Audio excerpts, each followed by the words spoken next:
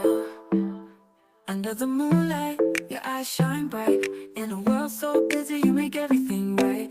Rhythm of our hearts beating in sync. In the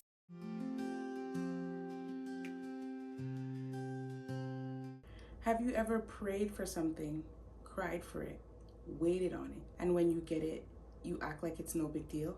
Or worse, when you get it, you don't even know what to do with it? It's just like asking God to bless you with a good man or a good woman. And when they show up, you're still out there entertaining the nonsense that you should have left behind. Better yet, you're out there asking God for new opportunities, but you're staying stuck in old habits. You want peace, but you keep inviting chaos. You stay around the very things or the very people that keep distracting you from the blessing that you're about to receive, or the blessing that you keep asking God to provide, but then don't remove yourself when it's there. Make it make sense. Listen, you can't pray for something and then play with it when it comes. That's a big no-no. Welcome back to another episode of Let's Talk About It Tuesdaze. And today I'm talking about the importance of honoring the things that you say you want, honoring those prayers that you're asking God to bless you with. Too often, once we receive the blessing, that's when we stop working. When in truth, you ought to be putting in all the effort that you can in the waiting season, as well as when you receive the blessing. Here's the problem. A lot of us are out here praying, manifesting, journaling about that dream life that we want. But when the opportunity comes for us to have it, we don't act accordingly. In the same way you're asking God for a healthy relationship, but do you communicate in a healthy way? The same way you ask for peace, but are you setting those boundaries? The same way you're sitting here right now, allowing drama to creep back in.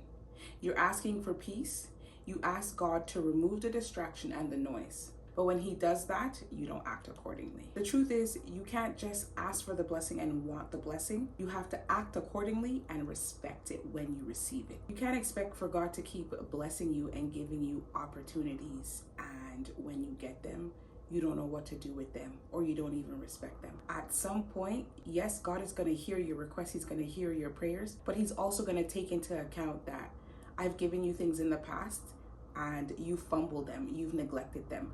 You haven't used your waiting season to elevate and to do the things that are required of you before I bless you with this. So yeah, he's definitely going to hear you, but he's not going to honor you at the moment because he hasn't seen the growth that he needs to see in order for you to receive the blessing that he wants to bless you with. God doesn't want to just hand something over to you and watch you fumble it. If you're asking for it and God is willing to give it to you, it's because he feels that you are deserving of it. So don't just ask for something and don't work towards it or not even respect it when you get it. That's complete disrespect. This is the moment in the episode where we get real and we just be authentic. Are you really ready for the things or the people that you're asking for? Pause for a minute, reflect on that question and ask yourself, if God were to bless me with the very thing that I've been praying for, will I be ready to receive it or even handle it when he blesses me with it? Most times you want the reward, but you don't want the responsibility. You can't pray for a new season, but you're still entertaining old habits.